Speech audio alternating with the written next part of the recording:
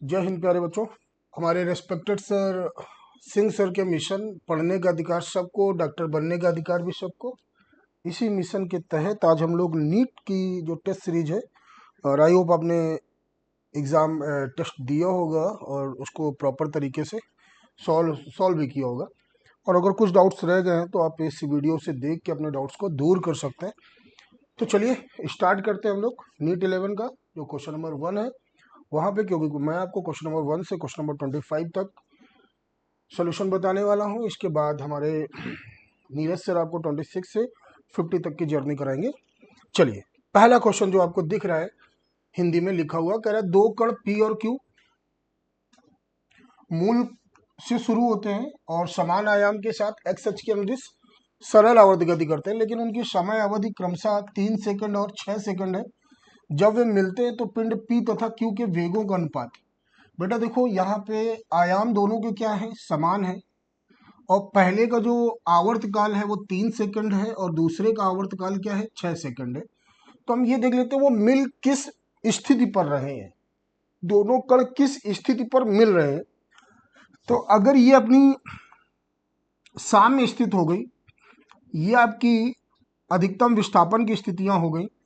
3 second मतलब जितने में ये एक चक्कर लगाएगा या एक दोलन करेगा, उतने में ये आधा चक्कर लगाएगा।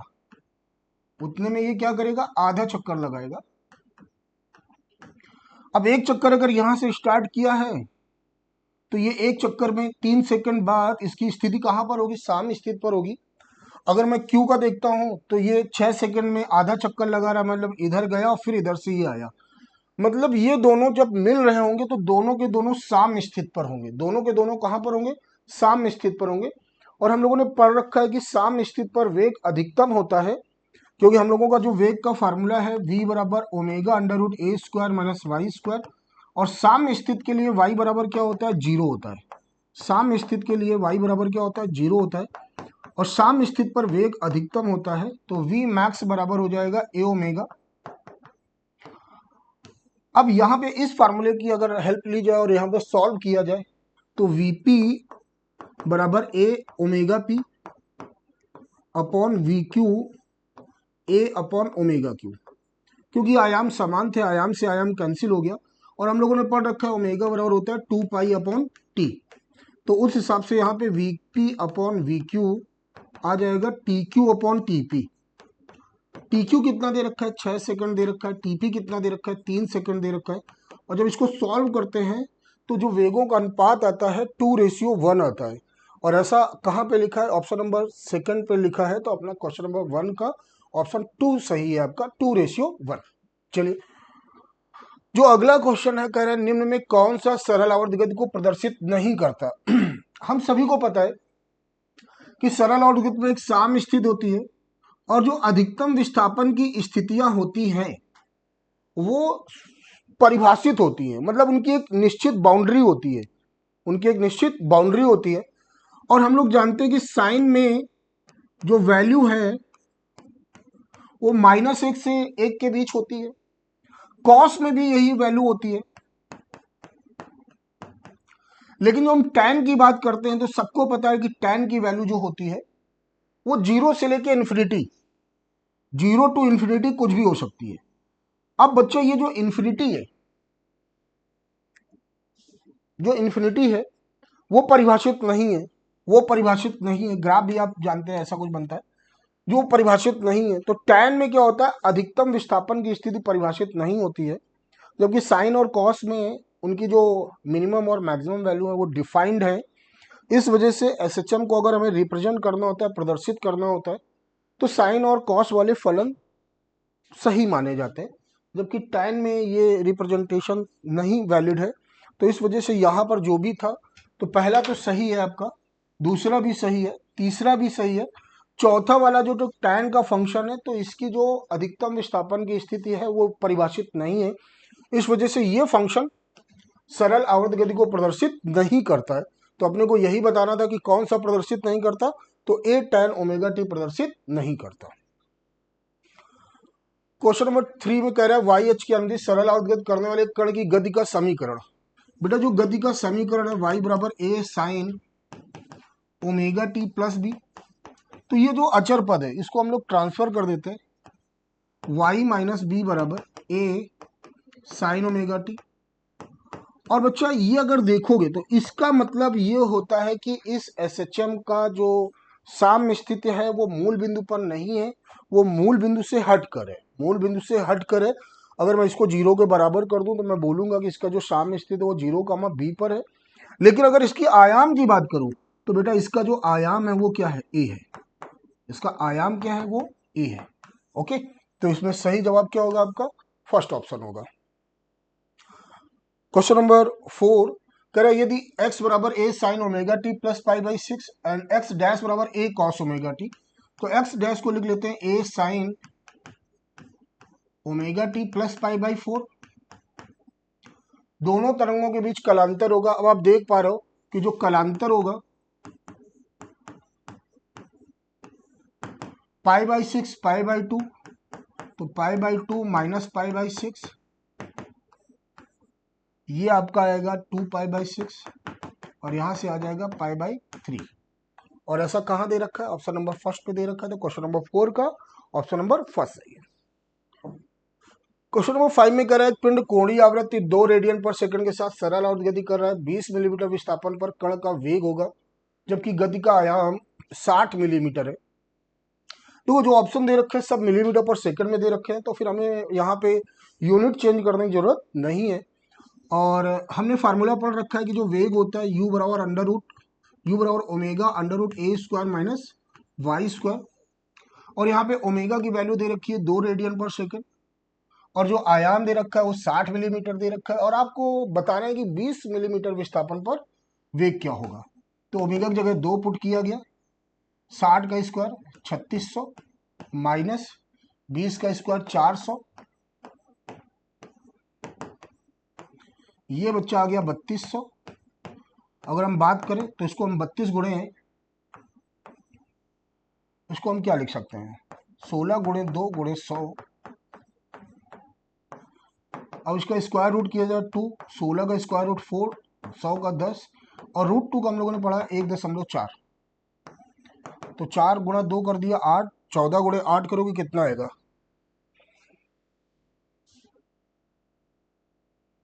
ये कर दिया और 8 32 11 गुणे 10 तो 112.8 मिलीमीटर अपॉन सेकंड। तो लगभग 112.8 और इसके सबसे ज्यादा क्लोज आंसर कौन सा है, थर्ड है। तो क्वेश्चन नंबर 5 का आपका थर्ड ऑप्शन सही है। ओके, चलिए। सरल अवगत करते हुए कण का वेग होगा जब वो अपनी माध्य स्थिति से गुजरता है। बेटा वेग का हम लोगों ने फार्मूला पढ़ा है omega under root A square minus Y square. और अगर हम माध्य स्थिति से गुजर रहे हैं तो माध्य स्थिति या साम्य स्थिति पर माध्य स्थिति या साम्य स्थिति पर y बराबर क्या होता है, 0 होता है और आपका u अधिकतम हो जाएगा और जो अधिकतम होता है वो a ओमेगा के बराबर होता है। ठीक है ना, तो इसके हिसाब से आपका सही ऑप्शन क्या होगा, फोर्थ होगा। ठीक ना, यहाँ पे अधिकतम है आपका। क्वेश्चन नंबर 7 कह रहा है सरल अवगत करने वाले कण की माध्य स्थिति पर वेग v है। हम सभी जानते हैं कि माध्य स्थिति पर जो वेग होता है वो a ओमेगा होता है और v मैक्स होता है और इसकी वैल्यू जो दे रखी है वो v दे रखी है। क्या दे रखी है, v। तब आयाम के आधे के बराबर दूरी पर, आयाम का आधा है मतलब जो आपका विस्थापन है आयाम का आधा है, y बराबर a बाई 2 गिवन है, कण का वेग होगा। फिर एक बार हम लोग फार्मूला लगाते हैं u बराबर omega under root A square minus Y square, omega under root A square minus y की जगह अगर a बाई 2 रखेंगे तो a स्क्वायर बाई 4 हो जाएगा, ओमेगा 3 बाई 4 a स्क्वायर होगा और यहां से सॉल्व करने पर रूट 3 बाई 2 ए ओमेगा आएगा। और हम लोग ए ओमेगा की जगह वैल्यू पुट कर सकते हैं v, तो ये जो u आएगा वो आएगा रूट 3 बाई 2 v। ओके, ये आ रहा है आपका। तो ऐसा कहाँ पे दिख रहा है, ऐसा आपको दिख रहा है ऑप्शन नंबर थर्ड पे। तो जो क्वेश्चन नंबर 7 है उसका ऑप्शन नंबर थर्ड सही है। ओके, चलिए। क्वेश्चन नंबर 8 कह रहा है सरल अवगत करते हुए कण का त्वरण। सब लोगों को पता है कि जो त्वरण होता है minus omega square into Y होता है, ये होता है आपका त्वरण। ठीक है ना, और अगर y 0 होगा, अगर y 0 होगा मतलब साम्य स्थिति की बात करें तो जो त्वरण होगा वो भी 0 हो जाएगा साम स्थिति पर।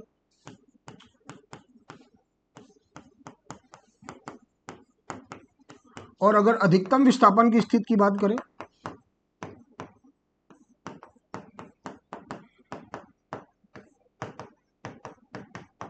तो अधिकतम विस्थापन की स्थिति पर तो आपका जो त्वरण का परिमाण होगा वो ए ओमेगा स्क्वायर होगा और ये अधिकतम होता है। ये क्या होता है? अधिकतम होता है। तो देख लेते हैं, सदैव शून्य होता है नहीं भाई, चेंज होता है, परिवर्तित त्वरण होता है। यहाँ पे सदैव नियत होता है बिल्कुल नहीं। विस्थापन बदलेगा, त्वरण भी क्या होगा? बदलेगा। और सरल अवगत में त्वरण नियत नहीं होता है, ठीक है ना। अंत बिंदु पर अधिकतम होता है। संतुलन, संतुलन बिंदु मतलब साम स्थित है, और अंत बिंदु का मतलब अधिकतम विस्थापन की स्थिति। और अधिकतम विस्थापन स्थिति पर हमने क्या पढ़ा? अधिकतम पढ़ा है। और इस हिसाब से आपका सही जवाब होगा थर्ड ऑप्शन। क्वेश्चन नंबर 8 कह रहा है सरल और गति करने वाले पिंड की अधिकतम ऊर्जा ई है। ठीक है भाई। अच्छा, हम लोगों को पता है कि अधिकतम ऊर्जा ई बराबर होता है 1/2m omega square A square. और सरल और गति करते हुए कण की जो अधिकतम ऊर्जा होती है वो नियत भी रहती है। गतिज ऊर्जा और स्थितिज ऊर्जा क्या होती है? बदलती रहती है। जब विस्थापन आयाम का आधा होता है, मतलब जो विस्थापन है आयाम का क्या है? आधा है, तो गतिज ऊर्जा होगी। हमें पता है कि जो गतिज ऊर्जा का फार्मूला है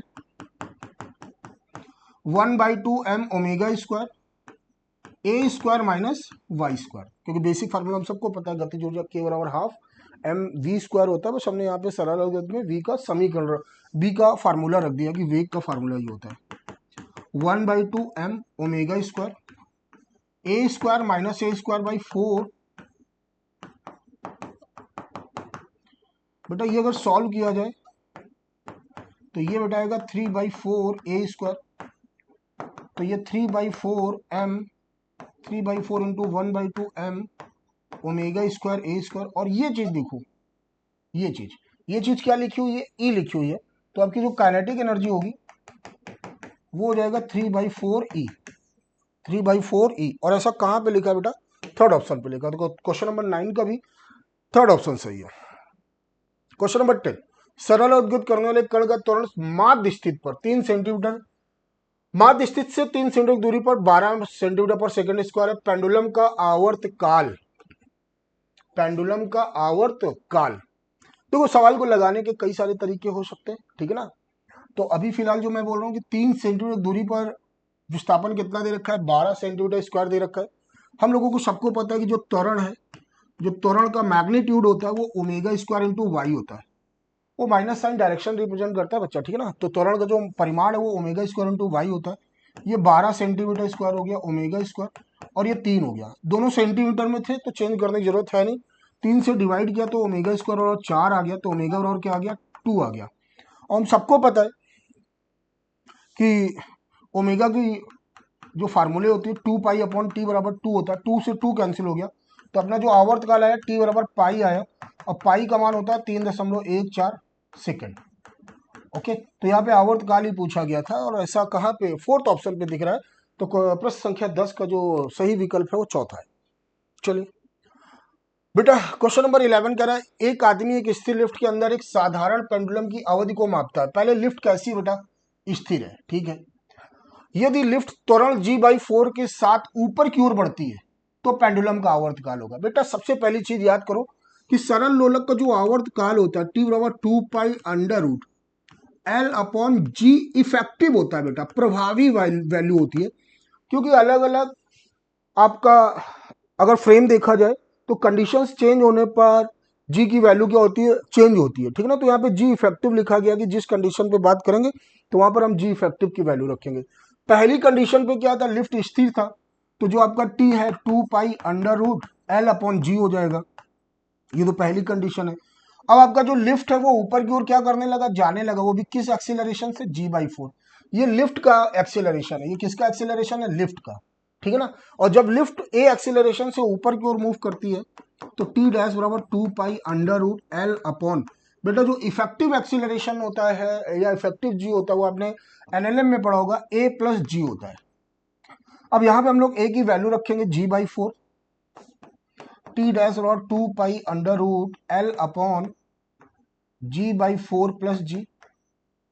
तो बेटा ये आया 2π, ये सॉल्व करेंगे तो L/4 5g/4 आएगा, 4 ऊपर जाएगा तो टी डैश बराबर 4 का स्क्वायर रूट 2, 5 का square root 5 into 2 pi under root L upon G आएगा।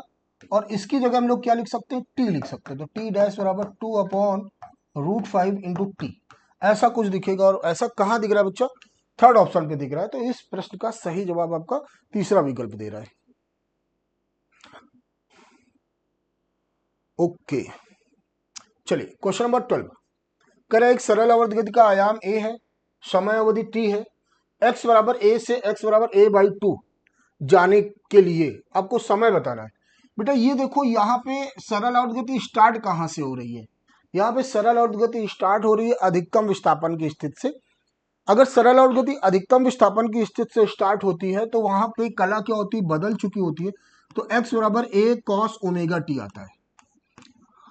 अगर यहीं पे x बराबर 0 लिखा होता तो उसका मतलब था कि आपकी जो सरल आवर्त गति है वो मूल आपकी साम स्थिति से प्रारंभ हो रही है। तो हमारा जो सरल आवर्त गति का समीकरण होता है वो होता है x बराबर a साइन ओमेगा टी, ठीक है ना। और जैसे जैसे हम साम स्थिति से दूर जाते हैं हमारी कला में लगातार क्या होता है, परिवर्तन होता है। तो यहाँ पे जब भी अधिकतम विस्थापन की स्थिति से आप स्टार्ट करोगे आपके पास ये समीकरण होगा।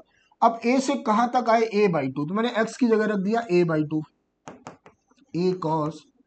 अब बेटा ओमेगा होता है 2 pi upon T into small T, small T आपने को कैलकुलेट करना है। ये 1 बाई 2 आया कॉस। अब एक बात बताओ बच्चा, कॉस में 1 बाई 2 वैल्यू किसकी होती है, कॉस में 1 बाई 2 वैल्यू होती है 60 की। 60 को रेडियन में बोले कॉस पाई बाई 3, तो कॉस पाई बाई 3।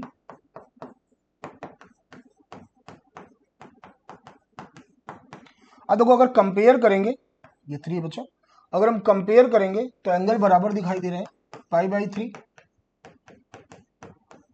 बेटा पाई से पाई क्या हो गया, कैंसिल हो गया, तो टी बराबर आ जाएगा टी बाई 6, टी बाई 6। तो अपना सही जवाब कौन सा होगा, पहला ही विकल्प अपना सही है। चलिए अगले प्रश्न में बोला जा रहा है कि आयाम ए के साथ सरल और गति क्रियान्वित करने वाले कण का काइनेटिक एनर्जी, गतिज ऊर्जा पोटेंशियल एनर्जी का 2 गुना है, तो उसका विस्थापन होगा। सवाल में दे रखा है कि जो गतिज ऊर्जा है स्थितिज ऊर्जा का 2 गुना है, ये संबंध प्रश्न में दे रखा है। और इस संबंध में हमें सिर्फ अपने फार्मूले व्यवस्थित करने हैं। और गतिज ऊर्जा का हम लोगों ने फार्मूला पढ़ा है 1/2 m omega square A square minus Y square बराबर 2। पोटेंशियल एनर्जी का फार्मूला पढ़ा है 1/2 m omega square Y square. ये अब देखो कुछ चीजें कॉमन होकर कैंसिल हो रही, ये कैंसिल हो गया आपका। ए स्क्वायर माइनस वाई स्क्वायर बराबर क्या हो गया 2y स्क्वायर। यहां से ए स्क्वायर बराबर क्या आ गया 3y स्क्वायर। और ध्यान से देखो यहाँ पे y बराबर क्या आ गया plus minus a upon root 3, ये ठीक है ना। तो y बराबर a अपॉन रूट 3, ठीक है ना। अच्छा यहाँ पे a कैपिटल, देखो आयाम कैपिटल a दे रखा था तो वो कोई डाउट का विषय नहीं है, तो है ना, यहाँ पे कैपिटल a रख लेना आप। तो y बराबर कैपिटल a अपॉन रूट 3। तो हिसाब से आपका कौन सा ऑप्शन सही हो गया, सेकंड ऑप्शन सही हो गया, ठीक है। चलिए अगले प्रश्न में बोल रहा है कि एक कण सरल और गति में 4 सेंटीमीटर आयाम, ये a का मान दे रखा है, t बराबर 3 सेकंड में गतिमान है, धनात्मक उच्च स्थिति से, धनात्मक उच्च स्थिति से मतलब अधिकतम विस्थापन की स्थिति से आधे आयाम तक पहुंचने में लिया गया समय है। चलिए कोई बात नहीं, मैंने अभी आपको बताया कि कभी भी अगर अधिकतम विस्थापन की स्थिति से आप स्टार्ट करते हैं तो हमेशा कॉस लेना हो रहा। तो यहां पर हम लोगों ने लिखा y बराबर a कॉस ओमेगा टी। बेटा y की जगह क्या लिख सकते हो, a by 2, a cos omega होता है 2 पाई अपॉन टी, ये बेटा कैंसिल हो गया। 1/2 को क्या लिखोगे, कॉस पाई बाई 3।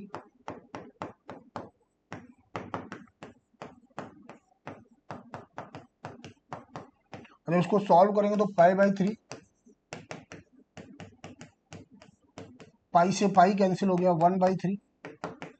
अब बेटा टी कितना दे रखा है 3, तो बेटा यहाँ पे स्मॉल टी बराबर आ गया 1/2, 1/2 सेकंड। और सही जवाब क्या है आपका, सेकंड विकल्प आपका सही है, सेकंड ऑप्शन सही है।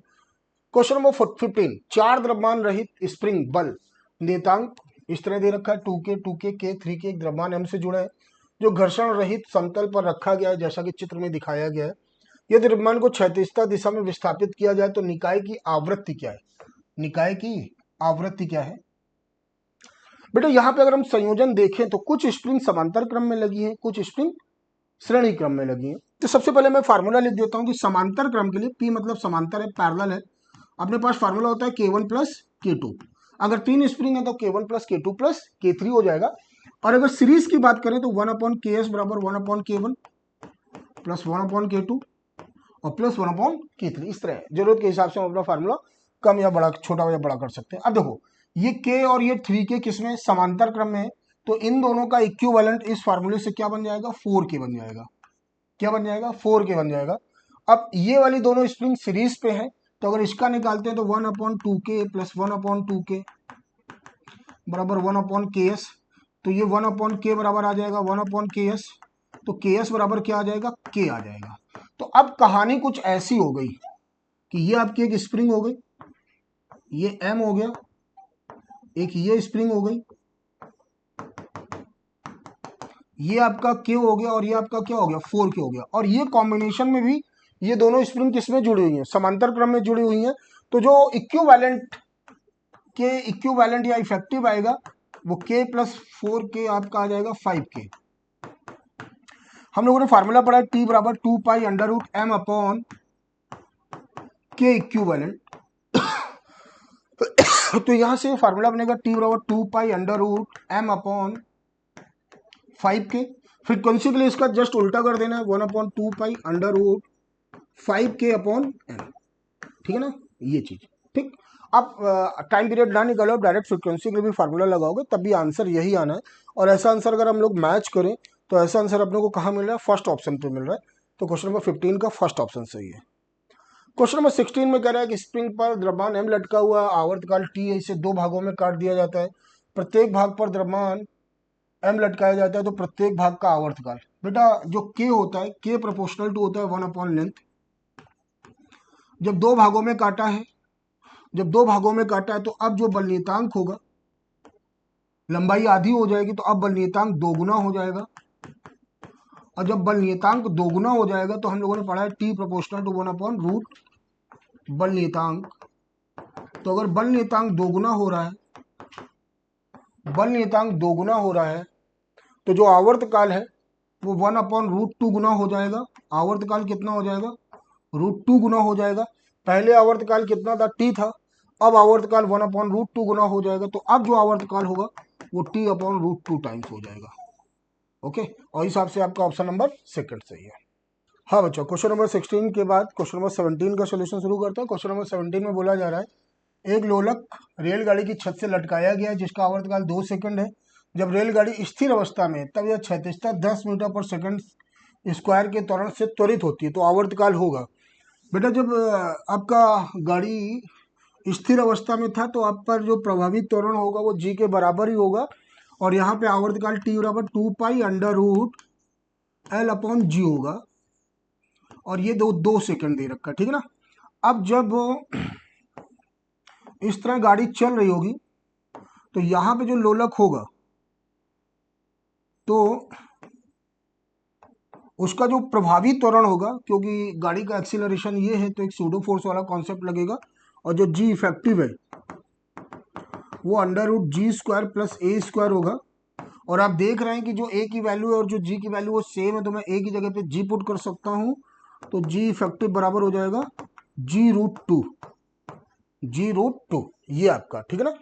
अब यहां से अगर मैं देखता हूं कि T डैश बराबर क्या आएगा तो 2 pi under root L upon G effective, 2 pi under root L upon G√2 आया। और अगर डिवाइड किया जाए T डैश अपॉन T तो देखो 2 पाई से बेटा 2 पाई कैंसिल हो जाएगा, L से L कैंसिल हो जाएगा और ये आएगा G अपॉन G√2। बेटा G से G कैंसिल हो गया। T डैश बराबर T डैश अपॉन T बराबर 1 अपॉन, बेटा ये 2 की पावर 1/4 बन जाएगा, क्योंकि डबल रूट मतलब ये 2 की पावर 1/2 लिखा है, ये भी रूट हो जाएगा। तो T की पावर तो 2 की पावर 1/4 होगा। तो यहाँ से T डैश बराबर आ जाएगा T अपॉन 2 की पावर 1/4 और T डैश बराबर 2 अपॉन 2 की पावर 1/4। ओके, तो ये आपका सही जवाब होगा, ठीक है ना। तो ये आपका सही जवाब मैंने लिख दिया है आपको। चलिए क्वेश्चन नंबर 18 पे, एक पिंड सरल आवर्त गति करता है, विस्थापन के फलन में इसकी स्थितिज ऊर्जा, गतिज ऊर्जा और कुल ऊर्जा को मापते हैं, इनमें से कौन सा कथन सत्य है। देखो बेटा, मैं पहले लिख देता हूँ कि जो आपका कुल ऊर्जा होता है वो हमेशा सभी जगह क्या होता है, नियत होता है, ठीक है ना। और जो गतिज ऊर्जा होता है वो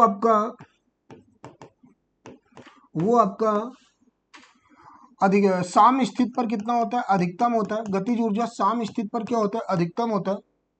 साम स्थिति पर गतिज ऊर्जा अधिकतम होता है। और अधिकतम विस्थापन की स्थिति पर गतिज ऊर्जा क्या होता है, 0 होता है, जो कि न्यूनतम होता है, ठीक है ना। अगर पोटेंशियल एनर्जी की बात करें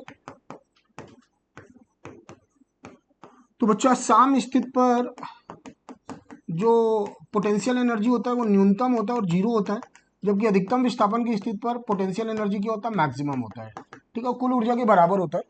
तो यहाँ पे दे रखा है कि काइनेटिक एनर्जी अधिकतम है जब x बराबर 0, x बराबर 0 का मतलब आप साम स्थिति पर है। और अभी हम लोगों ने पढ़ा भी कि यही स्टेटमेंट सही है, तो आपको सही कथन ही निकालना था, तो ये आपका सही होगा, ठीक है ना। क्योंकि कह रहा है, दूसरे में कह रहा है कि टोटल एनर्जी, कुल ऊर्जा, जबकि हमने बोला कि टोटल एनर्जी क्या नियत है, तो हमें पहला ही ऑप्शन सही मिल गया, तो हम उसी को टिक करके आगे बढ़ेंगे। तो क्वेश्चन नंबर 18 का पहला ऑप्शन सही हुआ। क्वेश्चन नंबर 19 देखते हैं बेटा। ये बेटा आपका हाइड्रोजन स्पेक्ट्रम से लिया गया है। हम सबको पता है कि किसी भी हायर उच्च ऊर्जा स्तर से अगर पहली में गिरते हैं आप तो लाइमन सीरीज मिलती है, ओके। और अगर किसी भी उच्च ऊर्जा स्तर से अगर दूसरी में गिरते हैं तो आपको बामर मिलती है। और अगर तीसरी पे गिरते हैं तो आपको पाश्चन मिलती है। और अगर चौथी पे गिरते हैं आप किसी भी उच्च ऊर्जा स्तर से तो आपको ब्रैकेट मिलती है। और किसी उच्च ऊर्जा स्तर से अगर पांचवें ऊर्जा स्तर में गिरते हैं तो आपको फुंड सीरीज मिलती है, ओके। ये है, ये उच्च ऊर्जा स्तर से है, उच्च ऊर्जा स्तर सभी में है। और इनसे अगर इस तरह जाओगे आप तो ये आपको इस तरह की सीरीज मिलती है। अब देखो यहाँ पे आप कहाँ पे, ये उच्च ऊर्जा स्तर हो गया, आप 2 पर आ रहे हो तो आपको कौन सी सीरीज मिलेगी, बामर सीरीज मिलेगी। मतलब ए के लिए आपका 4 वाला सही मेल खा रहा है। उच्च ऊर्जा स्तर एन बराबर 8 है और आप 4 पे जा रहे हो, और 4 पे आपको क्या मिलेगा, ब्रैकेट मिलेगा। मतलब बी के लिए आपका क्या हो जाएगा, 2 हो जाएगा। एन बराबर 3 से एन बराबर 1 जा रहे हो, मतलब आप उच्च ऊर्जा स्तर से पहले ऊर्जा स्तर में जा रहे हो, आपको लाइमन सीरीज मिलनी चाहिए। तो सी का जो कॉम्बिनेशन है, जो सुमेल है, वो 1 के साथ है। और 4 से आप 3 पे जा रहे हो, 3 पे आपको क्या मिलता है, पाश्चन मिलता है। तो आपका जो डी है वो आपका तीसरे के साथ मैच करेगा।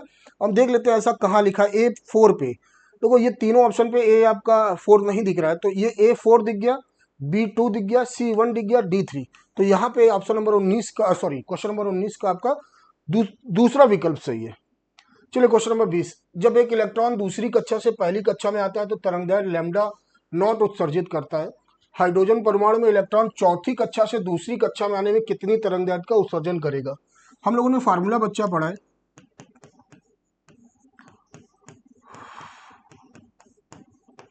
और बेटा यहाँ पे जो N1 होता है वो निम्न ऊर्जा स्तर होता है और जो N2 होता है वो उच्च ऊर्जा स्तर होता है। तो अगर यहाँ पे वैल्यू रखी जाए 1/λ0 जो कि दे रखा है, ये आप दूसरी से पहली आ रहे तो 1 का स्क्वायर 1, 2 का 4, तो 1/λ0 बराबर R 3/4R, ठीक है ना, ये आया। अगर हम दूसरे की बात करें 1/λ' चौथी से दूसरी पे जा रहे हो तो 1/2 का स्क्वायर 4, 4 का स्क्वायर 16, तो 1/λ' बराबर R, ये आपका क्या आएगा बेटा, 16 आया। और ये आ जाएगा 3/16, ठीक है।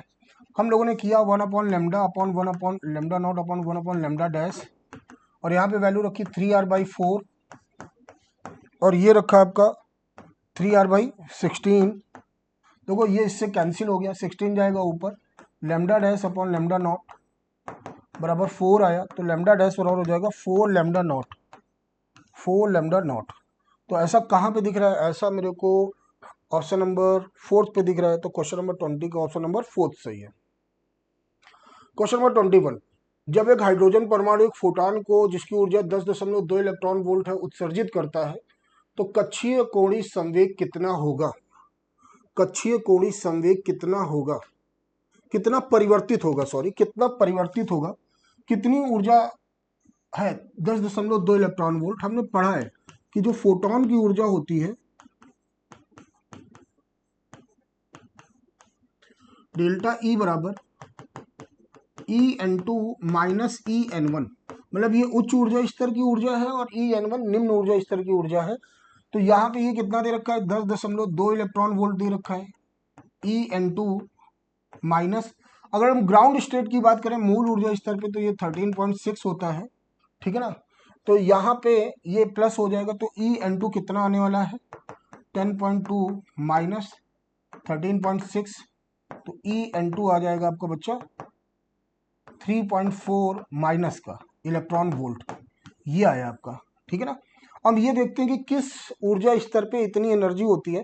तो उसका फार्मूला हम लोगों ने पढ़ा है, En बराबर माइनस का 13.6 upon N square electron volt, यहाँ पे माइनस का 3.4 माइनस का 13.6 अपॉन एन स्क्वायर, माइनस से माइनस कैंसिल हो गया, एन स्क्वायर बराबर 4, तो एन बराबर क्या आ गया, 2 आ गया।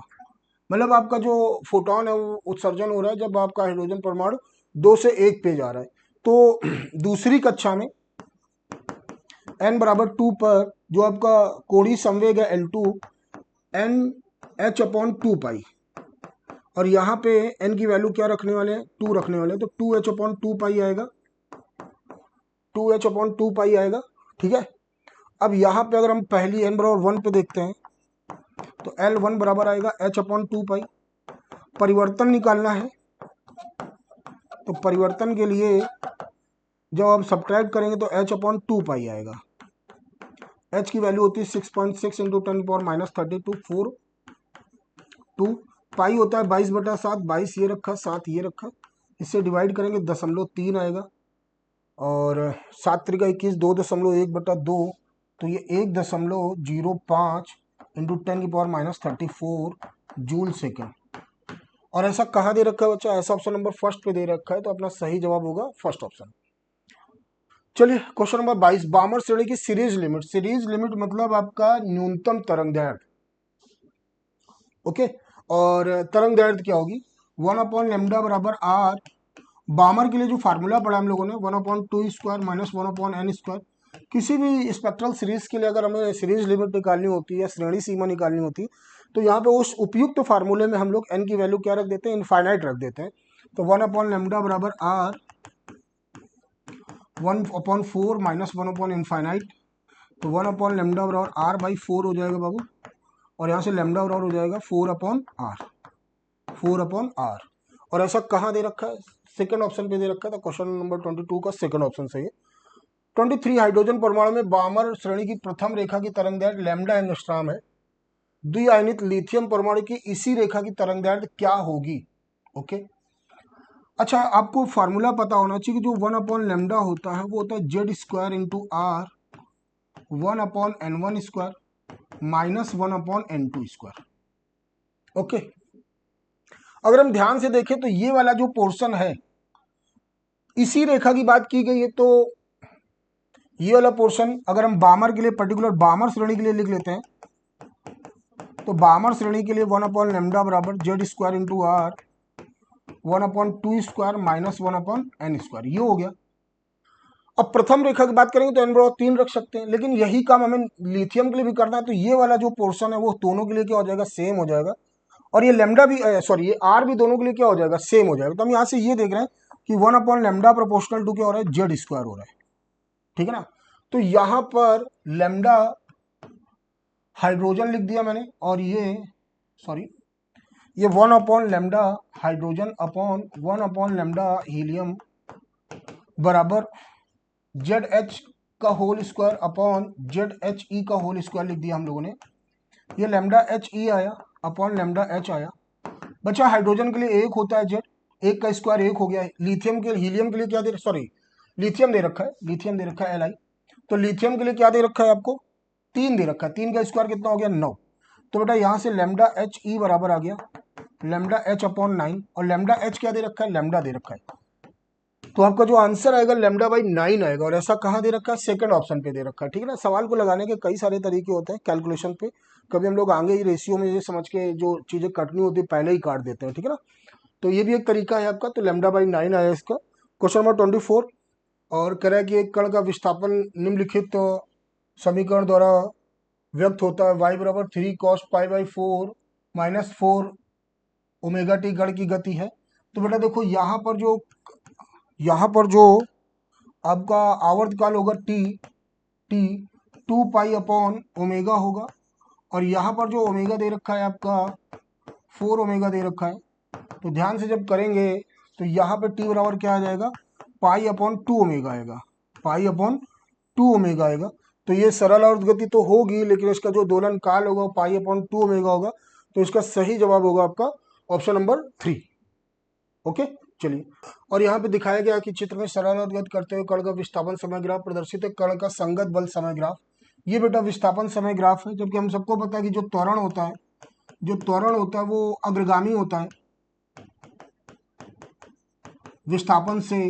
वो भी कला कोण कितना होता है, कला में होता है पाई। तो हम ये भी बोल सकते हैं कि जो विस्थापन होगा वो भी कला में पाई होगा। तो पाई कला के हिसाब से जो ग्राफ बनेगा, देखो ये दो ग्राफ तो पॉसिबल नहीं है, इसी का आपको पाई कला वाला ग्राफ देखना है। और ऐसा कहाँ दिख रहा है, क्वेश्चन नंबर 4 पे, ऑप्शन नंबर 4 पे दिख रहा है। तो क्वेश्चन नंबर 25 का आपका 4th ऑप्शन सही है। चलिए बेटा, यहाँ तक मैंने आपके साथ क्वेश्चन नंबर 1 से क्वेश्चन नंबर 25 तक आपको नीट के सोल्यूशन कराए। इसके बाद हमारे नीरज सर आके 26 से 50 तक के सोल्यूशन कराएंगे, और फिर कभी मुलाकात होगी किसी नीट या किसी एफएसटी के सोल्यूशन में। आप मन लगा के पढ़ते रहिए, और आप धीरे धीरे आप छोटी छोटी मेहनत करके एक दिन बड़ी सफलता प्राप्त करेंगे। चलिए फिर, जय Hind, thank you. Good evening बच्चों, सबको नमस्कार। हम लोग बेटा जो है नीट पेपर का क्या डिस्कशन करेंगे, 1 to 25 आपने देखा, हम लोग आगे 26 टू ऑनवर्ड क्या है डिस्कस करेंगे, ठीक है। और स्टार्ट करते हैं। तो उम्मीद है पेपर आपका बेटा अच्छा हुआ होगा, ठीक है। जरा देखते हैं पेपर क्या था आज। चलिए, 26 देखो कह रहा है, आरेख में वृत्त की त्रिज्या, परिक्रमण का आवर्त काल, प्रारंभिक स्थिति और परिक्रमण की दिशा प्रदर्शित की गई है। देखो बेटा, यहाँ घूमते हुए कण P के त्रिज्या सदिश का यहाँ पर जो चीज दिया गया है जरा उसको ध्यान दीजिएगा। यहाँ पर बेटा कहा जा रहा है, ये देखो, ठीक है। तो आपसे ये कहा जा रहा है, घूमते हुए कण P के त्रिज्या सदिश का y अक्ष पर प्रक्षेप का संकल्प। देखो बेटा सिंपल सा, y इक्वल टू बोलो क्या होता है, a कास बेटा क्या ओमेगा टी प्लस बोलो क्या है फाई है, क्या है फाई है, ठीक है। यार ये बताओ, यहाँ से ध्यान देना, ये तुम्हारा क्या है, एम्पलीट्यूड है, ठीक है। तो a की वैल्यू बेटा क्या होगा 3। ये मीन पोजीशन के अबाउट क्या होता है, मैक्सिमम डिस्प्लेसमेंट। एम्पलीट्यूड की वैल्यू बोलो क्या है 3। ये बताओ, यहाँ एक्चुअली t की वैल्यू बोलो बेटा क्या है 2 सेकेंड है, ठीक है।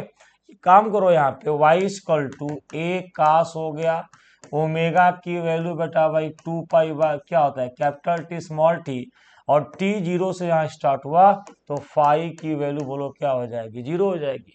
कहने का मतलब बेटा ये है कि जो यहाँ पे y इक्वल टू a हो गया, a की वैल्यू क्या लोगे 3 लोगे, a की वैल्यू क्या होगी 3 होगी। तो यहाँ से 3 पुट करिए, तो y इक्वल टू 3 कास हो गया 2 पाई अपन कैपिटल टी की वैल्यू बेटा क्या है 2 सेकेंड, टी की वैल्यू क्या है 2 सेकेंड, स्मॉल टी प्लस क्या हो गया 0, तो यहाँ से कट गया। तो y इक्वल टू 3 कास बोलो क्या हो गया पाई टी, ठीक है। यहाँ से y इक्वल टू 3 कास बोलो क्या हो गया पाई टी, तो y इक्वल 3 कास पाई टी, आंसर बेटा क्या हो गया 3rd हो गया, ठीक है। अब बात करते हैं 27। देखो, हाइड्रोजन की तरह एक आयन में इलेक्ट्रॉन की ऊर्जा बेटा क्या है, ये है इलेक्ट्रॉन की गति। जो देखो, जो बेटा आपकी काइनेटिक एनर्जी होती है ना, वो माइनस आप क्या होती है टोटल एनर्जी। ये जो आपका गतिज ऊर्जा है ना बेटा, जो गतिज ऊर्जा आपकी होती है, टोटल ऊर्जा का बोलो निगेटिव कर दो तो आपको क्या मिल जाएगा, गतिज ऊर्जा मिल जाएगा, ठीक है। तो यहाँ पे इसका निगेटिव बेटा क्या होगा, तो माइनस 10.2, तो बोलो क्या हो जाएगा 10.2 क्या होगा इलेक्ट्रॉन वोल्ट। तो यहाँ से आपका आंसर बेटा क्या हो जाएगा फर्स्ट। 27 का आंसर बोलो क्या हो जाएगा फर्स्ट हो जाएगा, ठीक। अब जरा आगे देखते हैं, क्वेश्चन नंबर 28 देखो क्या कर रहा है। ये देखो बेटा, भाई साहब ये कह रहे हैं, देखिए जरा, ये भाई साहब कह रहे हैं कि एन इलेक्ट्रॉन द्वितीय उत्तेजित अवस्था से प्रथम उत्तेजित अवस्था में संक्रमण क्या है करता है, इलेक्ट्रॉन के वेग में प्रतिशत वृद्धि क्या होगी, ठीक है। यानी वेलासिटी में बेटा आपको इंक्रीमेंट पूछा है, वेलासिटी में बोलो क्या, ये बताओ वेलोसिटी का n से क्या संबंध है? उल्टा संबंध है।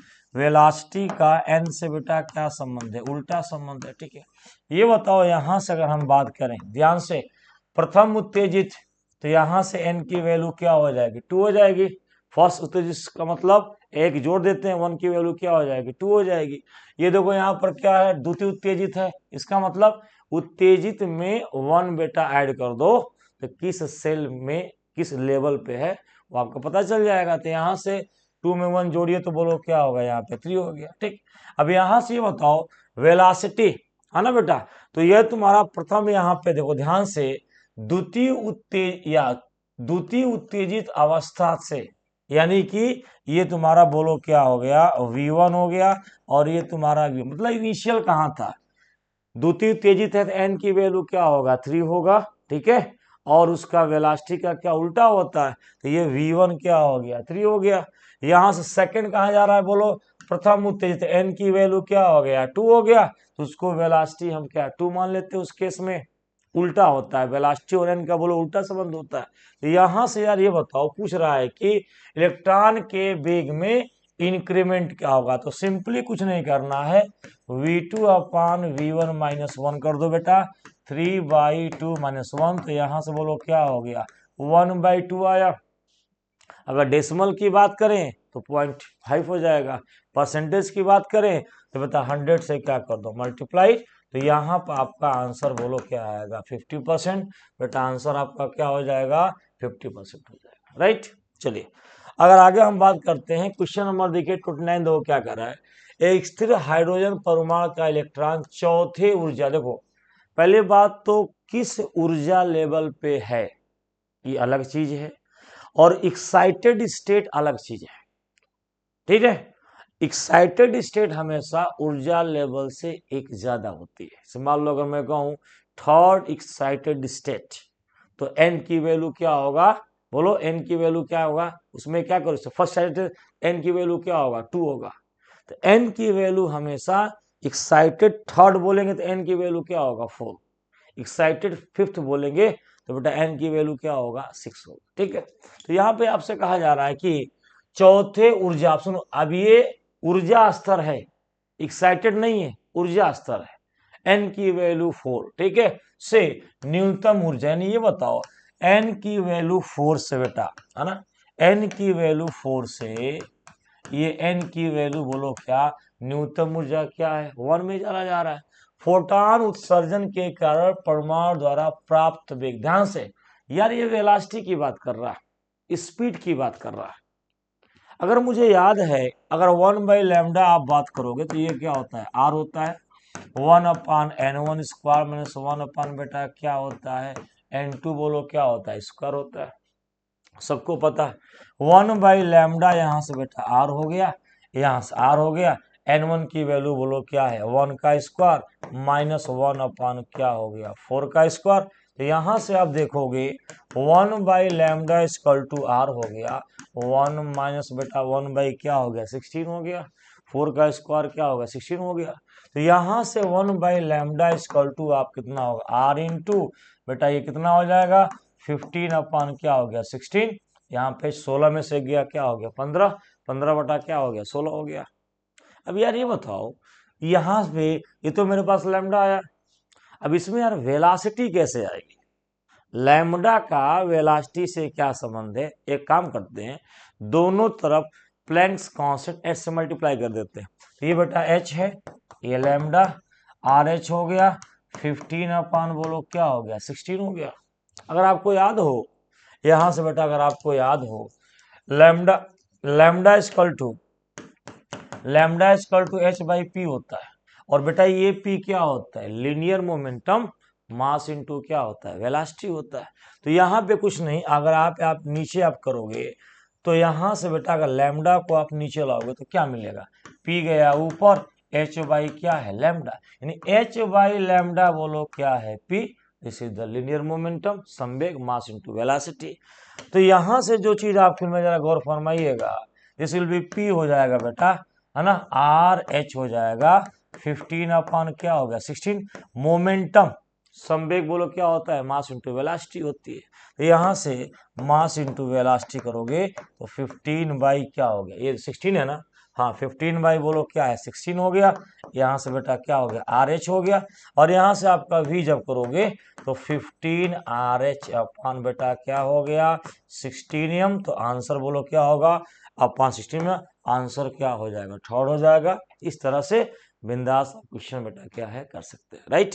आगे देखते हैं क्या क्वेश्चन नंबर 22 का, यदि सरल आवर्त गति का समीकरण बेटा SHM का ये क्वेश्चन दिया गया है से निरूपित किया जाए तो आवर्त काल का मान, सिंपल सा ये देखो, अगर इस क्वेश्चन को मैं रीअरेंज करूं, देखो बेटा अगर आप रीअरेंज इसको करोगे, ध्यान दीजिएगा, इस इक्वेशन को जब आप क्या करोगे रीअरेंज करोगे, क्या करोगे रीअरेंज करोगे, गौर फरमाइएगा, इस इक्वेशन को जब आप रीअरेंज करेंगे, ये देखो तो यहां से ये है डी स्क्वायर वाई अपान बोलो क्या है D square plus A by 4y equal to बोलो बेटा क्या है 0 है, इक्वल टू क्या है 0 है।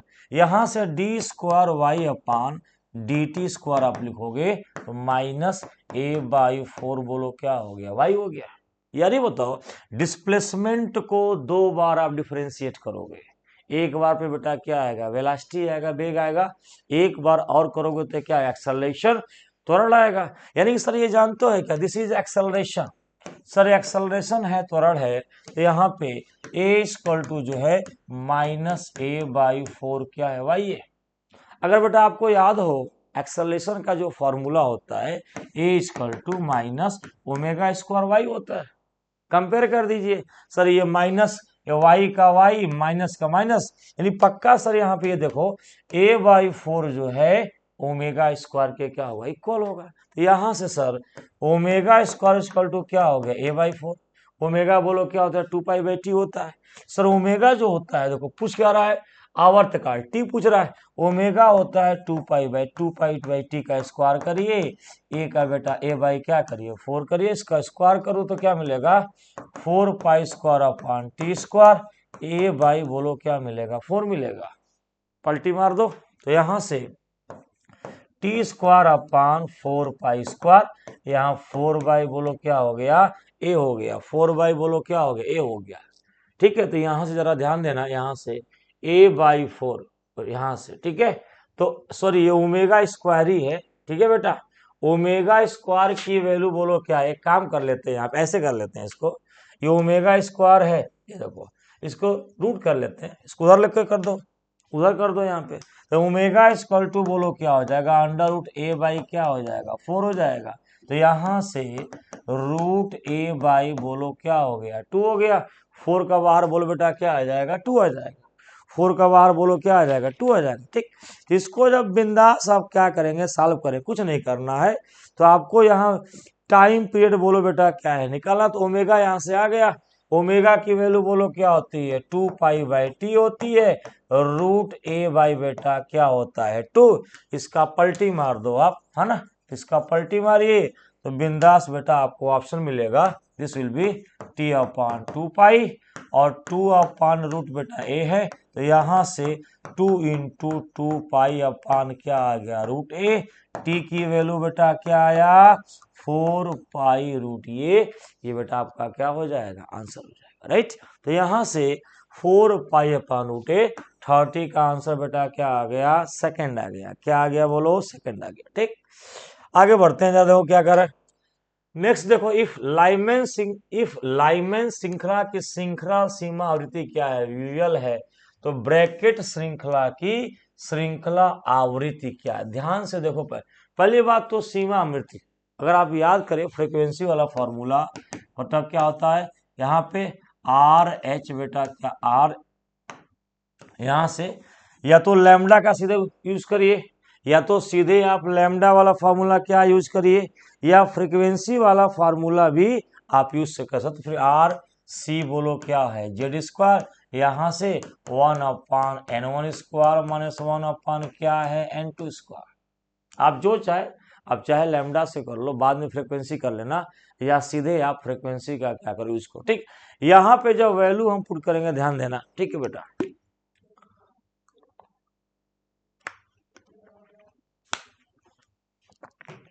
तो यहाँ पे जब हम लोग फ्रीक्वेंसी एन की वैल्यू बेटा क्या करेंगे, पुट करेंगे। ठीक है, यहाँ पे एन की वैल्यू बोलो क्या करेंगे, पुट करेंगे। यहाँ पे तो कुछ नहीं करना। ये देखो, पहली बात तो लाइमन की बात हो रही है। लाइमन के लिए बेटा एन की वैल्यू क्या होती है, 1 होती है। एन की वैल्यू क्या होती है, 1 होती है। सीमित मतलब सीरीज लिमिट की बात हो रही है। उस केस में N2 की वैल्यू क्या लेते हैं, इनफाइनाइट लेते हैं। तो यहाँ से frequency equal to R C Z square 1/1 square infinite बेटा ये बोलो क्या हो गया। तो मिला जुला के फ्रीक्वेंसी की वैल्यू आ गई आर सी बोलो क्या आ गया, जेड स्क्वायर। अब यार ये बताओ आपको क्या करना है, ब्रैकेट की केस में देखो यहाँ फ्रीक्वेंसी म्यूडस होगा R C Z square 1/N1 square minus 1/ बोलो बेटा क्या हो गया, N2 स्क्वायर। ये बताओ ब्रैकेट क्या होता है, देखो तो Lyman Balmer Paschen bracket. N की वैल्यू क्या आई, 4 आई। Lyman Balmer Paschen bracket Pfund Lyman Paschen bracket, N की वैल्यू कितना है, 4 आई। तो यहाँ पे कुछ मत करिए। और ये देखो इसका भी लिमिट है, तो म्यूडस equal to R C Z square 1/4 square minus infinite का स्क्वायर। तो ये तो लैम्डा हो गया।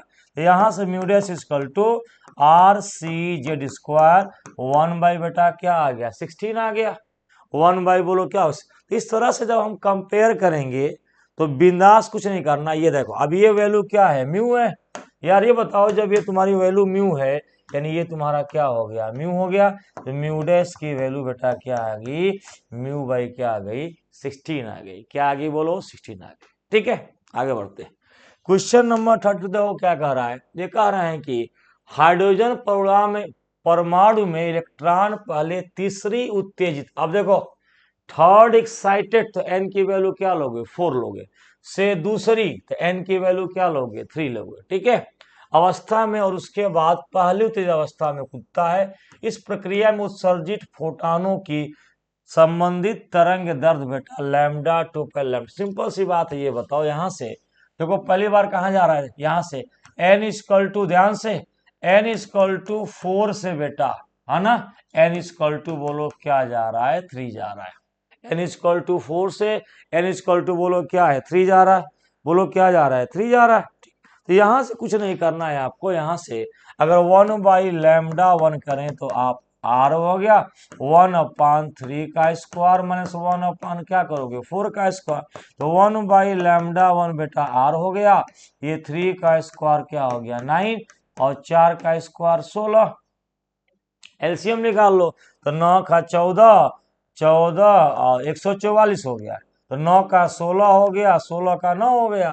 तो सर 1/ जो λ1 की वैल्यू आ गई R इंटू 7 बेटा क्या आ गया 144। तो λ1 की वैल्यू 144 क्या आ गया, 7 आ गया।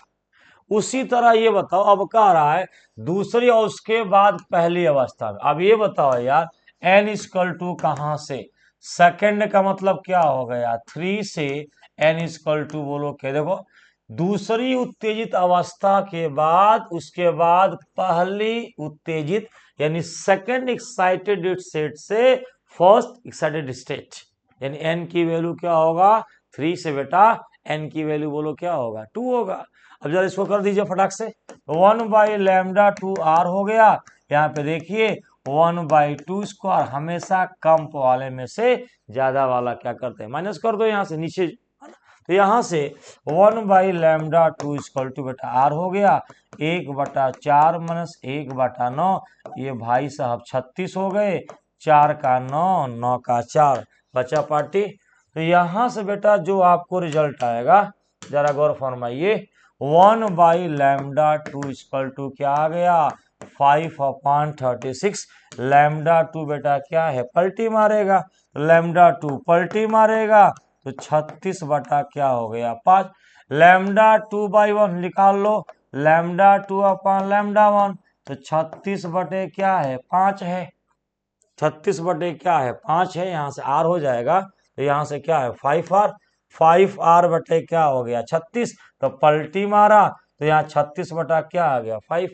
R1 की वैल्यू देखो डिवाइड करो तो ऊपर जाएगा 7r और नीचे जाएगा 144, ये 4 बार कटेगा, 8 से 8 कट गया, तो 7/5 गुणे 4 बेटा क्या, ये 5 है, ये 4 है, तो 5 गुणे 4 बोलो क्या आएगा, 20 आएगा। ठीक है, तो यहाँ से 32 का आंसर आपका बोलो क्या आएगा। इस तरह से देख लेना।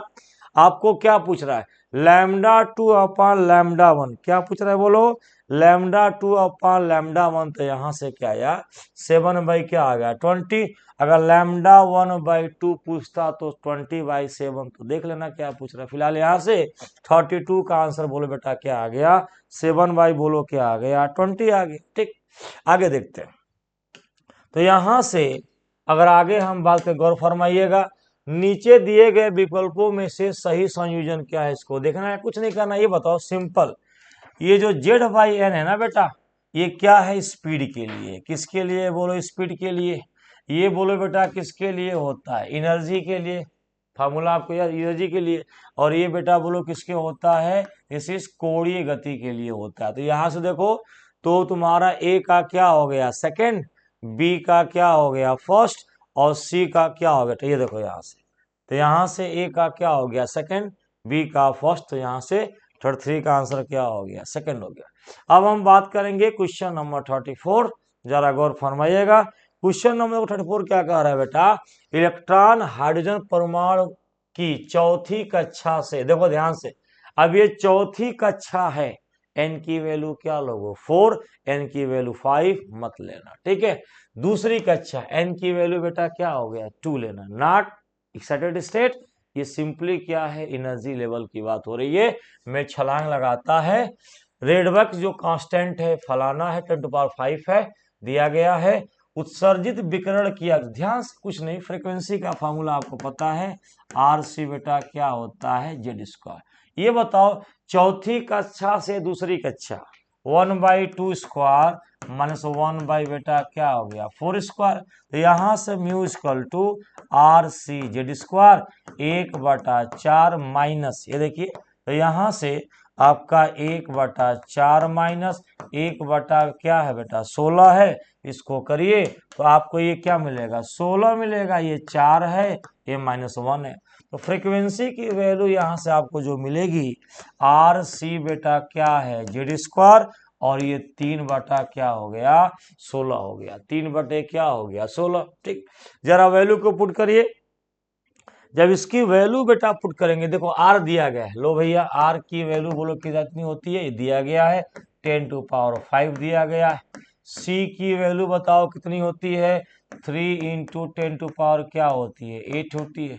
जेड की वैल्यू कौन सा है, हाइड्रोजन है, तो यहाँ से क्या हो गया 1 का क्या हो गया स्क्वायर, 3 तो 3 के क्या हो गया 9 हो गया, ये 3 का 3 9 हो गया, 9/16, और 8×5 बोलो क्या हो गया 13 हो गया, 8×5 बोलो क्या हो गया 13। अब यह ध्यान दो, यहाँ देखो बेटा सेंटीमीटर में है, ध्यान से, तो सेंटीमीटर है ना, ध्यान से, तो ये सेंटीमीटर को जब मीटर में करोगे, यहाँ से ध्यान देना, तो ये नीचे का 10⁻⁻² कहाँ चला जाएगा, ऊपर चला जाएगा।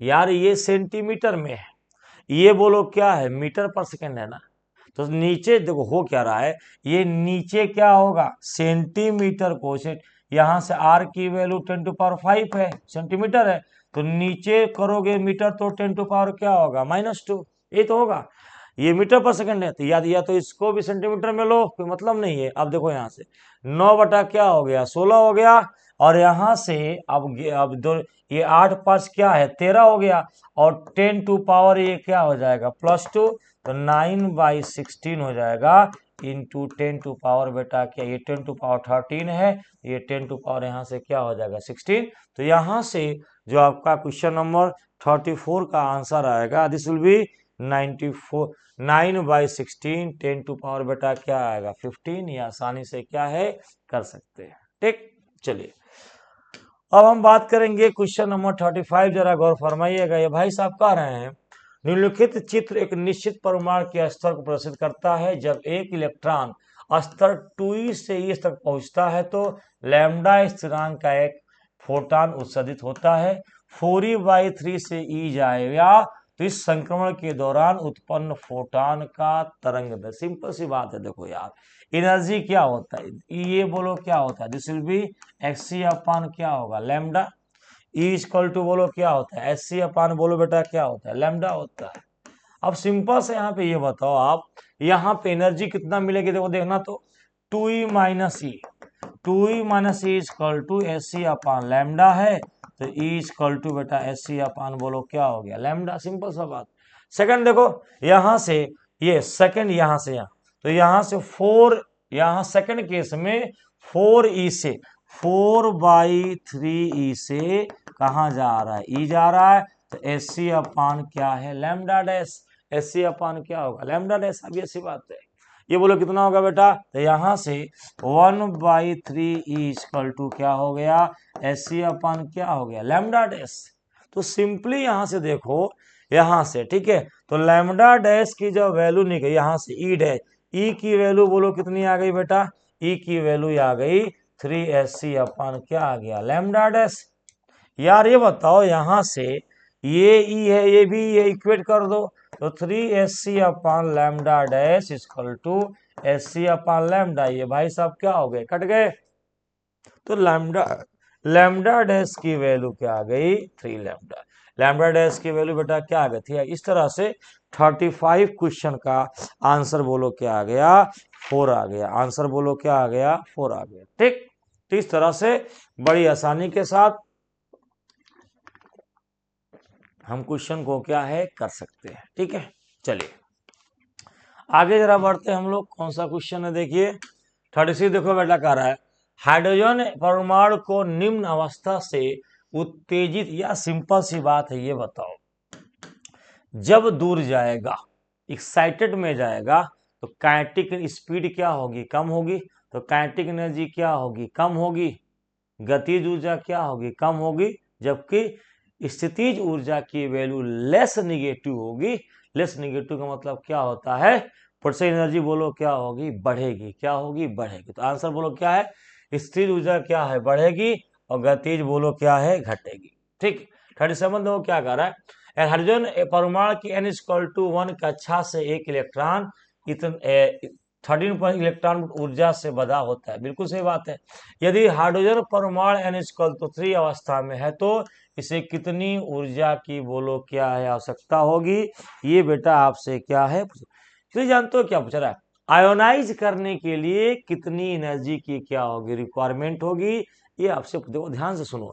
यहाँ पे n की वैल्यू 3 है, तो E इक्वल टू बेटा -13.6 अपान 3 का स्क्वायर, तो E equal to -13.6 upon E का स्क्वायर बोलो क्या हो गया, 9 हो गया। तो यहाँ से जो E की वैल्यू होगी माइनस, ये 4 हो गया, -1.5 क्या होगा, इलेक्ट्रॉन बोल, ध्यान से। अब यार ये बताओ, ये न्यूक्लियस से इतनी एनर्जी से बेटा क्या है, बधा हुआ, एनर्जी से क्या है, बधा हुआ। ठीक, तो यहां से आप देखोगे कि यहां से निकलना है, आप बस लॉक करके गार्ड को देना है, ये बंद कर लेंगे ना। तो यहां से ठीक है, तो यहां से कुछ नहीं करना, ये देखो, तो यहां से बेटा ठीक है, ठीक, तो यहां से कुछ नहीं करना बेटा, देखो यहां से ठीक है, ई की वैल्यू इतना है माइनस ये। अब यार इसको क्या करना है, आयोनाइज करना है, तो इतना एनर्जी प्लस दे दोगे, तो ये क्या हो जाएगा, आयोनाइज क्या हो जाएगा, तो आंसर बोलो 37 का बेटा क्या हो जाएगा, 4 हो जाएगा, क्या हो जाएगा, 4 हो जाएगा। ठीक, आगे बात करते हैं। क्वेश्चन नंबर 30 देखो क्या कर रहा है, ये कह रहे हैं कि हाइड्रोजन परमाणु में पहली कक्षा से तीसरी कक्षा में जाने के लिए न्यूनतम ऊर्जा, यार ये बताओ, यहां से ई की निकालेंगे -13/6, पहली कक्षा, तो एन की वैल्यू क्या है, 1 का स्क्वायर, तो ई की वैल्यू माइनस क्या हो गया, 13.6 इलेक्ट्रॉन वोल्ट हो गया। ठीक है, अब यार ये बताओ तीसरी कक्षा, तो ई इक्वल टू -13.6, यहाँ पे 3 का स्क्वायर, तो यहाँ से -13.6, ये क्या हो गया बेटा, 9 हो गया। यहां से बोलो ई की वैल्यू क्या हो गया, -1.5 अप्रोक्सीमेट क्या हो गया, इलेक्ट्रॉन वोल्ट। ठीक। अब ये बताओ एनर्जी की रिक्वायरमेंट कितनी होगी, तो डेल्टा ई की वैल्यू यहाँ से फाइनल में से इनिशियल को क्या करो माइनस कर दो, तो यहाँ से -1 को ये बेटा क्या होगा 13 पॉइंट क्या होगा 6 होगा, तो यहाँ से अप्रॉक्सीमेट क्या होगा 12। ये देखो यहाँ से घटा दो 13.6 1.5, तो ये 1 12.1 या 12.09 अप्रॉक्सीमेट बेटा ये क्या आएगा आपका आंसर आ जाएगा। आगे बढ़िए, क्वेश्चन नंबर जरा ध्यान से पढ़िए 39 क्या कह रहा है। ये भाई साहब देखो कह रहे हैं कि देखो जब हाइड्रोजन स्पेक्ट्रम की लाइमेन और बामर श्रृंखला की लंबी तरंग दर, लंबी मतलब वेवलेंथ की वैल्यू क्या हो ज्यादा, एनर्जी बेटा क्या हो कम से कम, तो जस्ट ऊपर से क्या है ट्रांजिट करेगा। ठीक है, तो सीमा की आवृत्तियों का अनुपात ध्यान से देखना, इसमें कुछ नहीं करना है, सिंपली बेटा ये देखो फ्रीक्वेंसी आपको पता है आर सी बेटा क्या हो गया जेड स्क्वायर। ये देखो लाइमन का यहाँ से n1 स्क्वायर -1 अपान क्या n2 स्क्वायर, लाइमन की n की वैल्यू क्या होती है 1 होती है, और लंबी तरंग दैर्ध्य के लिए जस्ट ऊपर, तो बेटा 1 से ऊपर बोलो क्या होता है 2 होता है, तो यहाँ से mu equal to R C क्या होगा जेड स्क्वायर, ध्यान देना R C Z square 1 upon 1 square upon 1 upon बेटा क्या है 2 स्क्वायर, तो यहाँ से आर सी जेड स्क्वायर बोलो क्या 1 - 1/4, तो यहाँ से बचवा आर सी जेड स्क्वायर बोलो क्या आ गया 3 बटे क्या हो गया 4 हो गया, 3 बटे बोलो क्या हो गया 4 हो गया। यहाँ पे ये फ्रीक्वेंसी है, उसका अनुपात पूछ रहा है। ठीक, अब सेकंड केस में देखो क्या कर रहा है, अब कर रहा है बामर। यार ये बताओ बामर की जब बात करेंगे are C Z square 1 upon n1 square, यहाँ पे क्या लिखोगे 1 अपान बोलो बेटा क्या है n1 स्क्वायर -1 अपान क्या है n2 स्क्वायर। देखो लाइमन बामर में n की वैल्यू क्या होगा 2 होगा। अब बेटा लंबी कह रहा है ना यहाँ पे, तो कि लंबी तरंग दैर्ध्य, लंबी का मतलब जस्ट क्या है ऊपर से, तो ये बोलो क्या हो गया 3, तो यहाँ से R C Z square a1/2 का स्क्वायर 1/3 का स्क्वायर, तो यहाँ से R C Z square 1/4 minus 1 बटा बेटा क्या हो जाएगा 9 हो जाएगा, क्या हो जाएगा बोलो 9 हो जाएगा। तो यहाँ से यार ये बोलो क्या होगा 36, 4 का 9, 9 का 4, तो म्यूडेस की value R C Z square 5 बटा बेटा क्या हो गया 36 हो गया, क्या हो गया 36 हो गया। अब यार ये बताओ फ्रीक्वेंसी का क्या पूछ रहा है रेशियो, जरा ये देखो, तो म्यू अपान क्या है म्यूडेस, तो R C Z square into 3 क्या है 4 है, 3 बोलो क्या है 4 है। ठीक, जरा उसको फेंको तो कहाँ जाएगा ऊपर, 36 कहाँ जाएगा ऊपर, और 5 CR जेड स्क्वायर बेटा कहाँ जाएगा नीचे जाएगा, कहाँ जाएगा नीचे जाएगा। इस तरह से कुछ नहीं, इसको सॉल्व कर लो, यहाँ से नीचे जाएगा, तो आर सी जेड स्क्वायर यहाँ से बेटा जेड स्क्वायर, और ये 4 का क्या होगा 9, 9 गुणे 3 क्या होगा 27, और नीचे क्या होगा 5, तो आंसर बोलो क्या हो जाएगा 27 बोलो बेटा क्या होगा 5 होगा, 27 बोलो क्या होगा 5 होगा। ठीक, तो यहाँ से इसको आप क्या है कर सकते हैं। अब आगे बढ़ते हैं जरा हम लोग, क्वेश्चन नंबर जरा 40 देखो क्या कर रहा है। क्वेश्चन नंबर 40 देखो ये कह रहे हैं कि एक परमाणु ऊर्जा E2 की अवस्था से निम्न ऊर्जा E1 की अवस्था में बोलो क्या करता है संक्रमण करता है, निम्नलिखित में से कौन सा प्लैंक स्थिरांक h और प्रकाश की गति c के संदर्भ में उत्सर्जित विकिरण की तरंग, कुछ नहीं करना, यहाँ से सिंपली देखो एनर्जी का डिफरेंस है E2 minus E1 equal to बेटा बोलो क्या होगा SC अपान क्या होगा लैम्डा, SC अपान बोलो क्या होगा लैम्डा होगा। ठीक है, आपको सिंपली क्या निकालना है लैम्डा निकालना है, तो यहाँ से SC अपान बेटा क्या हो गया E2 माइनस क्या हो गया E1, तो आंसर बोलो क्या हो जाएगा 40 का आंसर बोलो बेटा क्या हो जाएगा 4 हो जाएगा, क्या हो जाएगा 4 हो जाएगा। आगे बढ़ते हैं, क्वेश्चन नंबर जरा देखिए भाई साहब क्या कह रहे हैं, ये कह रहे हैं कि असर्शन देखो क्या प्रकथन है सरल आवर्त गति में किसी कण की कुल ऊर्जा का ग्राफ स्थिति के संबंध में या सिंपल सी बात करो, टोटल एनर्जी बोलो क्या होती है, कांस्टेंट होती है। टोटल एनर्जी बेटा क्या होती है, कांस्टेंट होती है। अगर काइनेटिक एनर्जी घटेगी तो पोटेंशियल बोलो क्या होती है, बढ़ती है।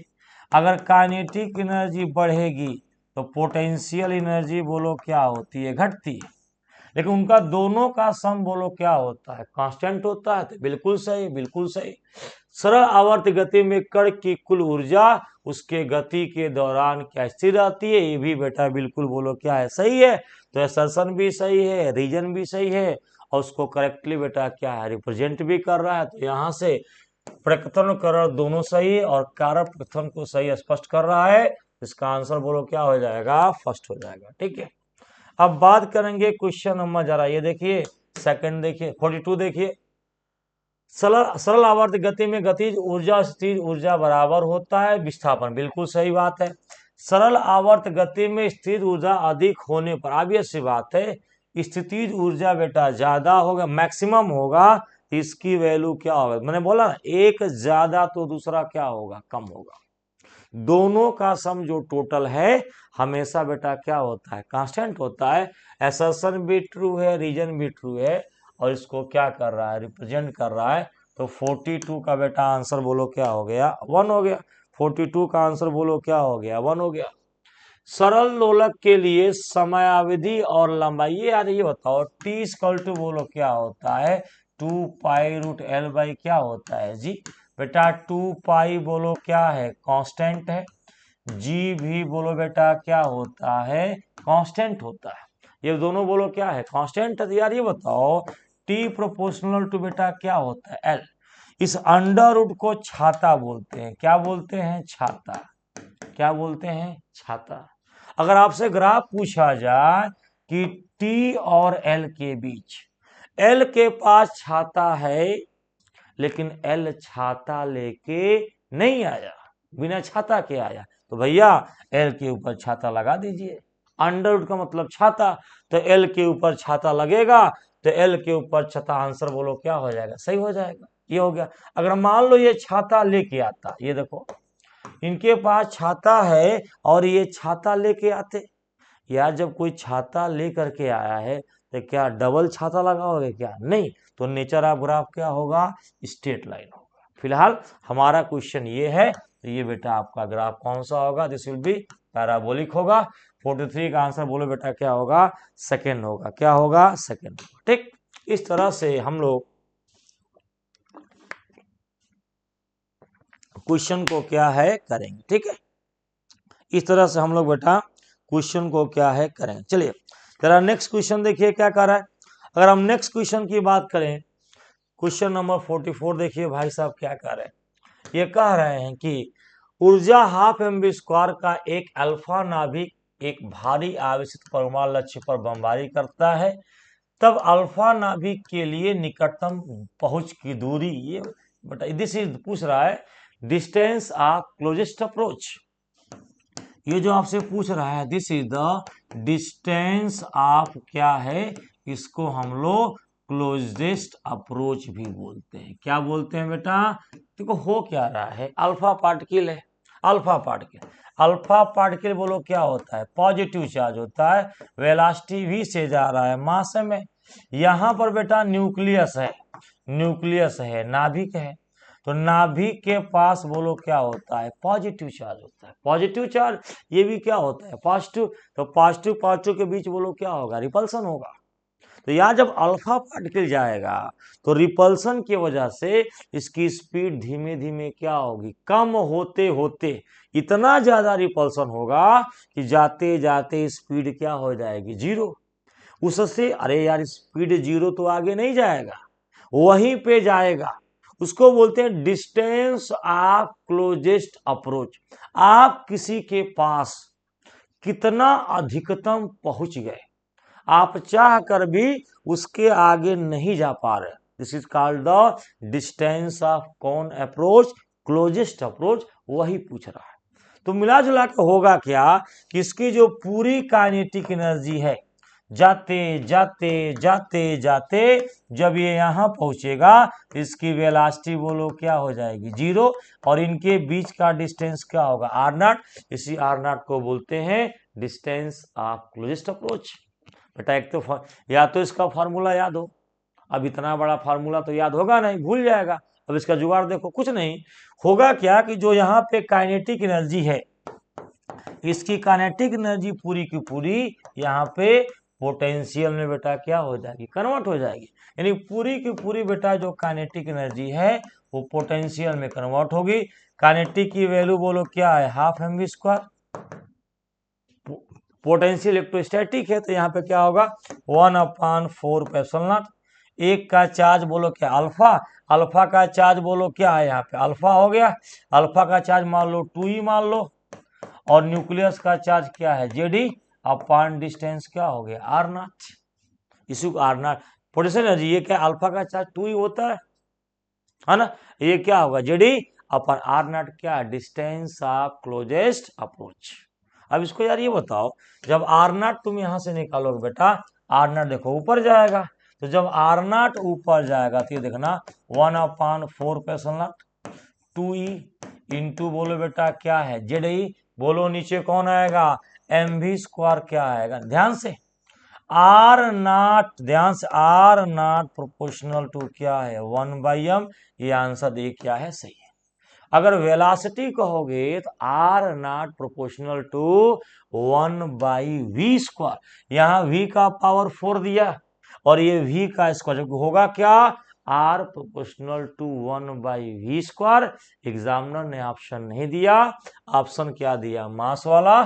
तो 44 बेटा क्या, ये फर्स्ट क्या हो जाएगा, सही हो जाएगा। ठीक, अब हम बात करेंगे क्वेश्चन नंबर 45 की। ध्यान देना, यहां से कह रहा है हाइड्रोजन परमाणु में nवीं कक्षा में इलेक्ट्रॉन की ऊर्जा। बेटा ये तो सीधे बोलो आपको क्या है, फार्मूला है। ये सीधे आपको क्या है, फार्मूला है, आपको याद ही होगा। दिस विल बी -me का पावर 4/8 n² h² एप्सिलॉन क्या होगा, स्क्वायर। ये 45 बेटा आपको सिंपली फार्मूला है, एग्जामिनर ने उठा के बोलो क्या है, पूछ दिया। अब हम बात करेंगे क्वेश्चन नंबर 40, जरा गौर फरमाइएगा। परमाणु के बोहर साहब के मॉडल में 2 इलेक्ट्रॉन 1:4 के अनुपात की त्रिज्याओं की वृत्ताकार कक्षाओं में नाभिक को चारों ओर घूमते हैं, उनकी गतिज ऊर्जा। बेटा उसकी काइनेटिक एनर्जी बोलो क्या है, पूछी गई है। अगर आपको याद हो, काइनेटिक एनर्जी प्रोपोर्शनल टू 1 क्या आर के क्या होता है, उल्टा होता है। तो ये बताओ यहाँ से K1/K2 बोलो क्या होगा, R2/, क्या होगा, R1। तो ये तुम्हारा क्या होगा, 4/1। 1/4 है तो उसका उल्टा क्या हो जाएगा, 4/1 होगा। 46 का बेटा आंसर क्या हो जाएगा, सेकंड हो जाएगा। क्या हो जाएगा, सेकंड हो जाएगा। ठीक है, अब ये देखिए 47 हो क्या कर रहा है, H2 परमाणु में बॉम्बस श्रेणी की पहली रेखा की आवृत्ति V0 है, एकल आयन की। यार ये बताओ mu equal to RCZ² 1/N1² -1 बोलो N2²। ये फॉर्मूला बोलो बेटा सबको क्या है, आता है। ये फॉर्मूला बोलो सबको क्या है, आता है। अब यार यहाँ पे ये बताओ जेड की वैल्यू, हीलियम हो गया ना, हाइड्रोजन के लिए जेड की वैल्यू क्या है, m है। हीलियम के लिए आर सी, यहाँ पे जेड क्या हो गया, 2 टाइम जेड क्या हो गया, 2 हो गया। इसको 2z मान के क्या करोगे, स्क्वायर करोगे 1/N1² 1/ क्या होगा, N2²। यहाँ से आर सी 4z का क्या हो गया, स्क्वायर। यानी आप यहाँ पे क्या देख रहे हो, जो आपकी फ्रीक्वेंसी होगी वो बेटा कितनी टाइम्स हो जाएगी, इनिशियल की बोलो क्या हो जाएगी, 4 टाइम। इनिशियल की बोलो बेटा क्या हो जाएगी, 4 टाइम। इस तरह से 47 का आपका जो आंसर आएगा बोलो क्या हो जाएगा, 4 टाइम्स। आंसर बेटा क्या हो गया, 4 हो गया। ठीक, अब यहां से देखिए क्वेश्चन नंबर 48 देखिए जरा, यहाँ क्या कह रहा है, ये कह रहे हैं कि प्रयोगात्मक रूप से यह पाया गया है कि 13 इलेक्ट्रॉन की ऊर्जा हाइड्रोजन परमाणु को इलेक्ट्रॉन तथा प्रोटॉन में बदलने काम आती है। हाइड्रोजन परमाणु के इलेक्ट्रॉन की कक्षीय क्या है, त्रिज्या। ये बेटा आपसे बोलो क्या है, रेडियस पूछ रहे हैं। ये बताओ रेडियस का फॉर्मूला क्या होता है, 0.53 n स्क्वायर अपान जेड। ये बेटा बोलो क्या होता है, एंगस्ट्रॉम होता है। अब है क्या बोलो, यहाँ पे हाइड्रोजन है, तो जेड की वैल्यू क्या हो गया, 1 हो गया, जेड की वैल्यू 1 हो गया। और यहाँ से यहाँ पे कृच्छेद, यहाँ पे n की वैल्यू बोलो क्या है, 1 है। तो रेडियस की वैल्यू 0.3 बोलो क्या हो गया, एंगस्ट्रॉम। जरा देखना 0.3 एंगस्ट्रॉम का मतलब होता है 10⁻⁻10 मीटर। ऑप्शन मीटर में भी दिया है यहाँ से, लेकिन 0.53 है, 0.53 10⁻⁻10 नहीं दिया है। जरा इसको सीएम में कर लेते हैं, तो R इक्वल टू 0.53 10⁻⁻10, ये 100 से गुणा करेंगे तो क्या हो गया, सीएम हो गया। तो एक जीरो यहाँ खत्म होगा, तो यहाँ से R इक्वल टू 5.3, एक दशमलव यहाँ खाएगा और एक यहाँ पे एक कम होगा, तो 10⁻बेटा -9 क्या आ गया, सेंटीमीटर। तो यार ये भी सही है, ये भी सही है। ऑब्वियस सी बात है, आपका ऑप्शन जो इस फॉर्मेट में दिया है सीएम में मैच कर रहा है, तो बेटा आपका ऑप्शन क्या हो जाएगा, 48 का आंसर बोलो क्या हो जाएगा, 4 हो जाएगा। बोलो क्या हो जाएगा, 4 हो जाएगा। इस तरह से अगर हम बात करें क्वेश्चन नंबर 49, जरा गौर फरमाइए, कुछ नहीं कह रहा, ये देखो मूल अवस्था में एक हाइड्रोजन परमाणु प्रारंभ में एक फोटॉन को अवशोषित करता है, जो इसे n=4 स्तर तक उत्तेजित बोलो क्या है, करता है। इसकी तरंग दर्द, इसका बेटा आपसे लैम्डा बोलो क्या है पूछे, कुछ नहीं करना, ये बताओ। अगर एनर्जी की बात करते हैं यहाँ से -13.6, ये देखो प्रारंभ में एक फोटॉन को अवशोषित करता है जो n=4 स्तर तक, पहले n की वैल्यू 1 मान लो, तो E की वैल्यू क्या हो गया, -13 इलेक्ट्रॉन वोल्ट। अब यहां से E निकालो -13.6, n की वैल्यू बेटा क्या है, 4 है, n की वैल्यू क्या है, 4 है, तो 4 का स्क्वायर कर दो, तो यहाँ से 13.6 अपान 4 का स्क्वायर, बेटा ये 4 का स्क्वायर है, तो 4 का स्क्वायर बोलो क्या हो गया, 16। तो E की वैल्यू -8 बजा देखो, तो ये तुम्हारा है 136 और 160.048 के आसपास, अप्रॉक्सीमेट 0.85 इलेक्ट्रॉन वोल्ट क्या है आएगा। अब एक काम करो, इसका डिफरेंस निकालो। तो जब एनर्जी का बेटा आप डिफरेंस निकालेंगे, ध्यान दीजिए, तो यहां से -0.85 -13.6, तो -0.85 प्लस क्या आ गया, 13.6। तो ये देखो 6 में यहाँ से 13.6 हो गया, 0.85 तो 5 हो गया, 15 में से 7 हो गया, 12.75 के आसपास यहाँ से 12, ध्यान से। तो यहाँ जो आपके पास एनर्जी आएगी, ध्यान देना, 12.75 क्या है, इलेक्ट्रॉन वोल्ट के रेंज में क्या है आएगी, इस रेंज में बेटा क्या आएगी। अब यार एनर्जी तो पूछा नहीं, आपसे बोलो क्या पूछा है, लैम्डा पूछा है, तो E बोलो क्या होता है, SC अपान क्या है, लैम्डा। इस एनर्जी को, ये जो 12 इलेक्ट्रॉन वोल्ट है, इसको जूल में बदल करके SC बाई लैम्डा, H की वैल्यू पता है, C की वैल्यू पता है, यहाँ पे लैम्डा की वैल्यू बेटा आपको मिल जाएगी 9.7 इंटू 10⁻⁻8 क्या है, मिल जाएगा। इसको सॉल्व कर लेना, H की वैल्यू पता है आपको, C की वैल्यू पता है, लैम्डा बेटा निकाल लेना। इसको इलेक्ट्रॉन वोल्ट को जूल में 1.6/19 से मल्टीप्लाई करना, तो जूल में कन्वर्ट हो जाएगा, ठीक है। अब देखते हैं जरा सा क्वेश्चन नंबर 50 की बात करते हैं। तो यहां से कुछ नहीं करना, ये देखो हाइड्रोजन स्पेक्ट्रम की लाइमन श्रृंखला बेटा अल्ट्रा वायलेट किसमें लाई करती है, बोलो अल्ट्रा वायलेट रीजन में बेटा क्या है, लाई करती है। इसको आपको याद करना पड़ेगा, जिसको हिंदी में पैरा बैंगनी बोलते हैं, ठीक है। तो इस तरह से आपने पेपर का डिस्कशन देखा, ठीक है। पेपर आपका ठीक था, एवरेज लेवल का था। उम्मीद है आपने अच्छा किया होगा। कोई बात नहीं, टेस्ट में यार नंबर कम आना ज़्यादा आना मैटर नहीं करता। टेस्ट का मतलब ये होता है कि आप उसी बहाने पूरे जो 2 हफ्ते का आपको टाइम मिलता है, उसी बहाने आप पूरा एक बार अच्छे से क्या करते हैं, रिवाइज करते। सोचो टेस्ट नहीं होता है तो आपकी पढ़ने की स्पीड क्या होती है, स्लो होती है।